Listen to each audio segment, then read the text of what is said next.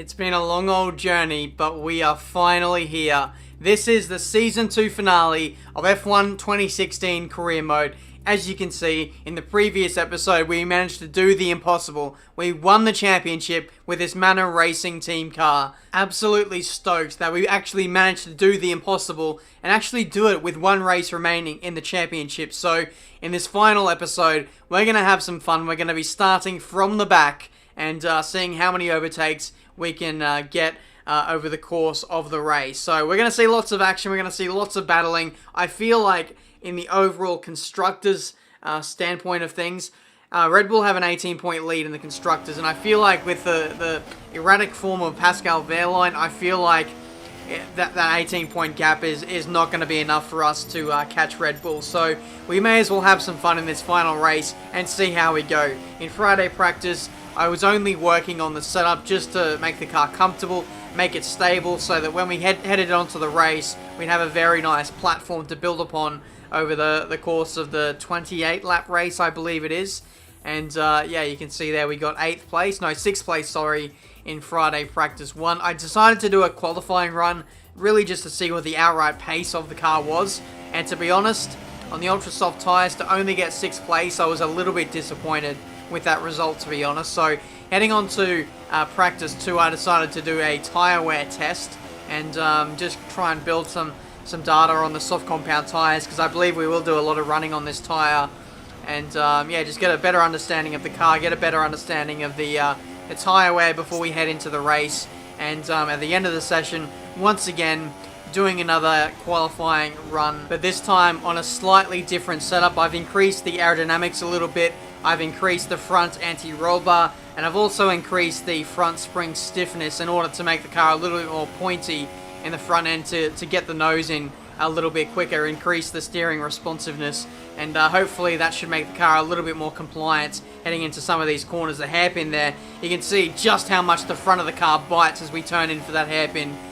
Something that really wasn't working with the soft compound tyres. I was getting lots and lots of understeer, but coming to the end of this qualifying lap here, you can see we are over a second, 1.2, 1.3 seconds up on our previous best lap, and we're in 19th place at the moment. Haven't done a full competitive lap yet, and this is going to be pretty much our first one at the end of the session. 3rd gear, final corner, run up to the line with a bit of oversteer, and we go position 8. Still a very, very long way off. 1.6 seconds away from the pace setter of Max Verstappen. I must say, I'm not entirely comfortable with the way that the car is handling over the course of one lap. Like, the qualifying pace isn't quite there, but I feel like over the course of a race stint, the car might be a little bit better. I found some more encouraging signs when we were doing the tyre wear test, so we'll have to wait and see how that goes. Thankfully enough for us, we're not going to be qualifying anyway. We're ultimately looking for a car that's going to be consistent over the course of a race stint. Now heading on to practice 3, we ran out of the ultra soft tyres, and it doesn't matter because we've run out of tyres there because we've just punctured our front left tyre there as well. On a bit of a flying lap, I was just trying to see what I could do on the super soft tyres here on the replay, heading into the little chicane that separates the 2 back straights, and we just got up on the curb too much, looking, you know, a little bit desperately for some lap time. I went a little bit aggressive on the curb, and it really bit me back there. You'll see 3rd person camera, and if we just get way up on 2 wheels, there was not enough time for the car to recover, and that was it. That's the end of our practice session. There's no more running now to do until we start the race, the Abu Dhabi Grand Prix. It's twilight here in the United Arab Emirates, and twilight also on another Formula One season. It's been a captivating story throughout the year, but will we see one final dramatic twist before the end? There's still a chance we can win this championship, so go out there and bring back the title. I don't know what Jeff's talking about, to be honest, because the title is already wrapped up. Here we are on the grid of the Abu Dhabi Grand Prix, looking at the race strategy, going from the super softs and finishing on the soft compound tyres. But I'm going to alternate that strategy and start on the soft compound tyres, because as you guys know, we are starting from the back here. I'm just trying to cover myself off here in case there's an early safety car, and then I could possibly run the faster compounds to finish off this race. So that's exactly what I'm going to do. We're going to be overtaking a lot of slower cars, and we may as well get that slow tyre out of the way, because overtaking, for the back markers and midfield guys, it's going to be pretty damn easy anyway. So here we go then, setting off for the formation lap for the last time in Season 2. Pascal Wehrlein has managed to secure 3rd place on the grid, so hopefully he can put some pressure on the Red Bulls today and really put us in a position to potentially win the Constructors' Championship. It's definitely going to be a very, very tough ask. One of them at least needs to DNF in this race for us to be any chance at all. So here we go, in the manor for the final time on F1 2016. 5 red lights, and away we go for the Abu Dhabi Grand Prix. We've got the Williams right in front of us in last place. Those guys really need a rebuild heading into Season 3. But either way, heading into Turn 1, we go up the inside of a few cars there, move ourselves into 17th place here.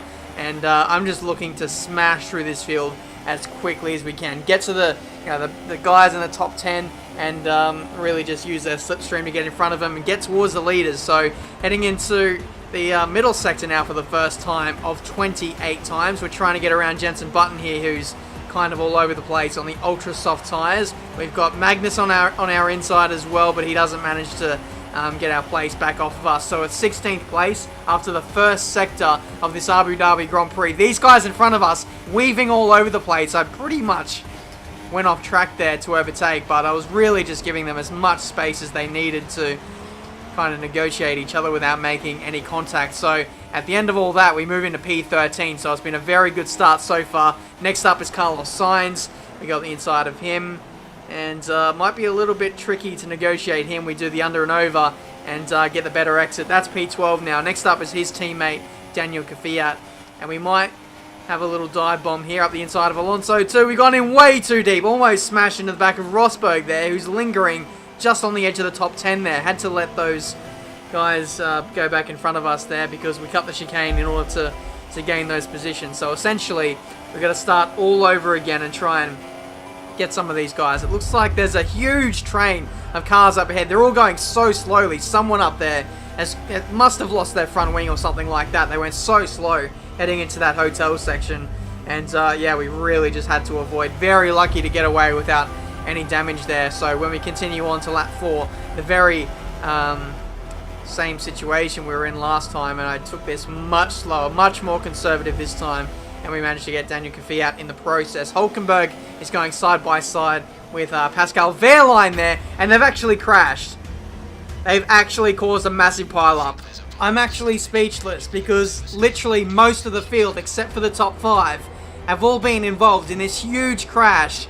And you'll see from the replay, the Force India of, I think it's Hulkenberg, he squeezes Pascal into the wall, and there was just a massive train of cars behind these guys anyway, so we all just followed him in there, and we're all stuck. We've all lost our front wing. There's going to be a colossal train heading into the pit lane to fix all these cars. There's been a safety car that's been deployed in the process.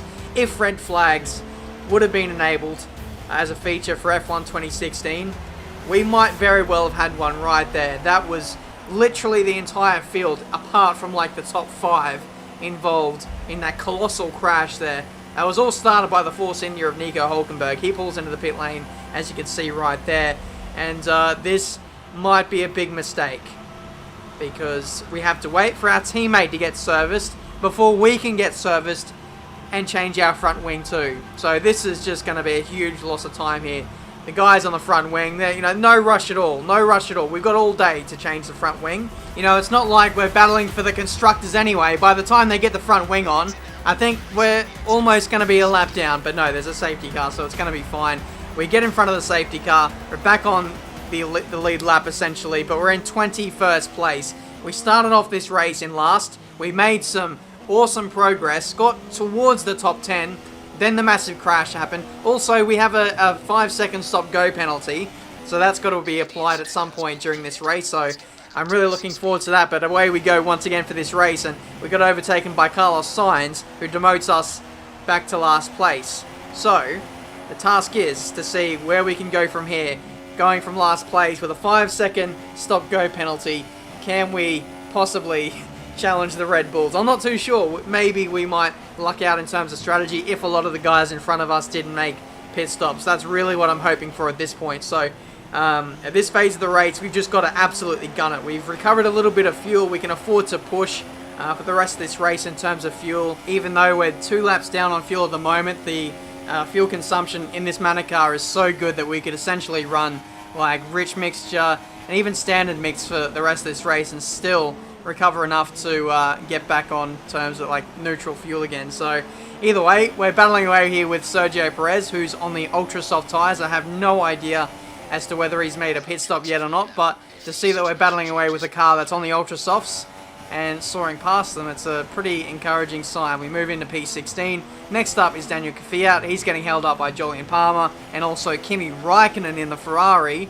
I don't know why he's lingering down in 13th place, but hopefully we can catch up to him and we can, do a bit of a tag team and soar through the field together with some overtakes. Next up is Palmer. We should be able to get him up the inside here in a turn 1. We're in rich revs, and we managed to dispose of him fairly easily, and we'll hang him out to dry as well in the process into P11. Next up is Räikkönen. He's trying to chase down Lewis Hamilton in the Mercedes, which, as you guys know, hasn't been that great in terms of development. It'll be an interesting team choice to go with them next season. Bit of contact there with Räikkönen as I tried to do the over and under on Hamilton. I guess I just didn't really see that Räikkönen was that close, and we came off a bit worse for wear. I think we deserved that, to be honest, and Räikkönen gets back in front of us. Battling Palmer again, we managed to hold on to our position, going a bit defensive into the 3rd sector. Lap 9, you can see my teammate is in the pits for the 2nd time now, so he was either on the super softs or the ultra softs, and he's doing possibly a 3-stop strategy or something like that. I'm going to opt for the essentially 2-stop if you ignore the change for front wing. But we managed to get in front of Hamilton there, who was going very, very slowly. Lap 11, a lot of cars have made their first stops now, and that gives us some pretty good track position at the moment. Meanwhile, the 2 Red Bulls out in front are battling away. That's Verstappen taking the lead of the Grand Prix briefly before a massive lockup in front of Daniel Ricciardo. He lost about 5 seconds there, and I was able to see him just ever so slightly up the road before making my stop here on lap number 14. So from here, I'm just doing a little bit of an undercut, trying to get back at the Red Bulls here, and I don't know, leaves the option open to possibly switch onto the ultra soft tyres with about 5-6 laps to go, or if I want to, I can stretch out these super soft tyres and finish the race on these. Whichever one is the winner, we'll definitely go with. So that's the pit stop. It was a 5-second hold there for the penalty earlier on, and we rejoin. Looks like it's going to be at the edge of the top 10 here, so hopefully we can rejoin in some good clean air, good track position, and then for the next few laps, hopefully bang in some really good qualifying laps as we get very, very close to that inside wall there, exiting the pit lane. We've got our teammate, Pascal Wehrlein, trying to shape a move on Felipe Massa, who is in arguably the slowest car in the field now, the Williams, which hasn't done any development itself alongside Mercedes, but we get up the inside of our teammate who's on older super soft tyres, and surely we should be able to get in front of Massa as well, who's looking to be a little bit slow as well. DRS, rich revs, very, very easy to perfect that overtake in the end there. And next up is Felipe Nasr. So we've got a lot of backmarker guys here in the Saubers, the Renaults, the Williams. So all these guys should be very, very easy to overtake, and they should be making another stop very, very soon as well. It doesn't really help things when we're having to do these overtakes ourselves when trying to make lap time and make up some time on the Red Bulls. But we are lapping pretty good at the moment. Once we get some clear air, we should be banging in some purple lap times. Next up is Magnussen up the inside. Very late move there, but we managed to slide on through. Magnussen saw me coming, opened the steering a little bit, and that was P7 for us. Rosberg makes his final stop of the race as we go purple there. Now we've got some clean air. We can finally show off what we've got in this race on these super soft tyres, which are coming to the midway point of their life cycle. No, we only stopped a few laps ago, so they're actually very, very fresh. But meanwhile, one of the Toro Rossos has DNF'd from this race. I believe it was Carlos Sainz. He pulls over to the side, and that's the end of his Grand Prix.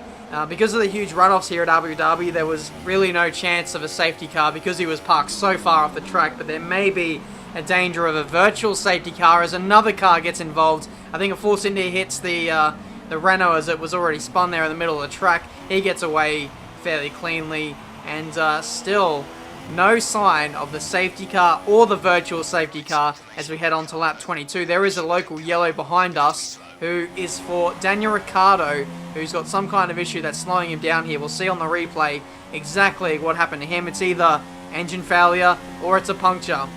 That's been a thing in episodes as of late, which has been affecting drivers who are only a few moments away from overtaking me. I remember Sergio Perez being a few moments away from overtaking me in Mexico, and then the same thing happened to Daniel Ricciardo. He was very, very close to overtaking me there, and essentially he's been taken out of the podium positions. And here, it's the final lap. Max Verstappen has come across the line to win the Abu Dhabi Grand Prix and secures second place in the driver's standings for himself there, as Ricciardo is left by the wayside. Approaching the final corner now, it's going to be second place for us in the Abu Dhabi Grand Prix. Some burnouts to finish off the race, and it's second place in our final race for Manor. Top job, my friend, top job. I was a bit worried about this one at the start of the weekend, but you've pulled through. Thank you. It may already be wrapped up, but let's look at the Constructors' standings. And it's another title in the bag for Red Bull. After a long and hard-fought season, they built an astonishing car this year, and the glory they'll be taking back to Milton Keynes is fully deserved. So there we have it, guys. That is the end of Season 2 of F1 2016 Career Mode. Max Verstappen wins the final race by a pretty sizable margin in the end there, and consequently, Red Bull have also taken out the Constructors' Championship, despite Daniel Ricciardo only scoring 2 points there.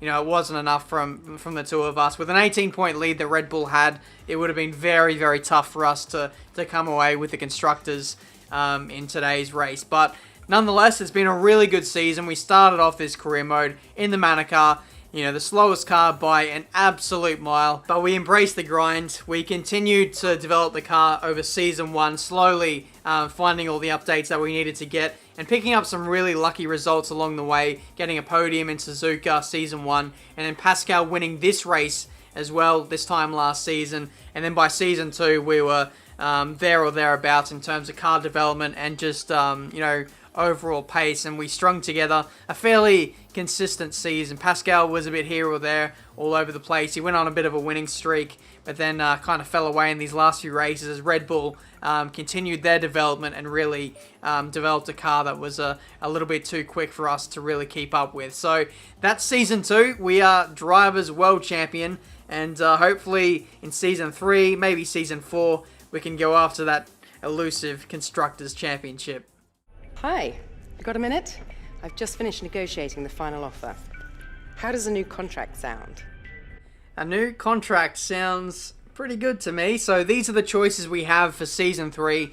We can opt to stay with Manor, who are essentially only going to stay neutral at where they are now, or we could switch to Force India, Toro Rosso, or McLaren Honda. Some interesting choices there, but I'm not going to make my choice just yet. The voting for the team is still open in the straw poll. I'll leave that in the description, and Season 3 will get underway possibly in the next few days, definitely within the next week. So I'm very much looking forward to Season 3. Whatever team I decide to go with, it's definitely going to be an interesting adventure, trying to take a midfield team all the way to the top and try and ultimately oust Red Bull and win the Constructors now. That's going to be the focus for the career mode now. You can see where Manor is, third place in the overall performance index, and those guys, they're going to be the benchmark heading into Season 3. Ultimately, I want to be ahead of those guys, challenging them regularly, trying to beat them. So it's going to be an interesting little rivalry forming between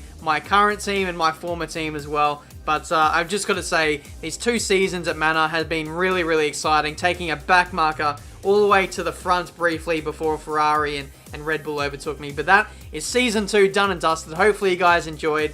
Leave a like if you did, subscribe to the channel if you're new, and Season 3 will be getting underway in a very, very short space of time. Thank you guys so much for watching. I'll see you guys very soon for Season 3.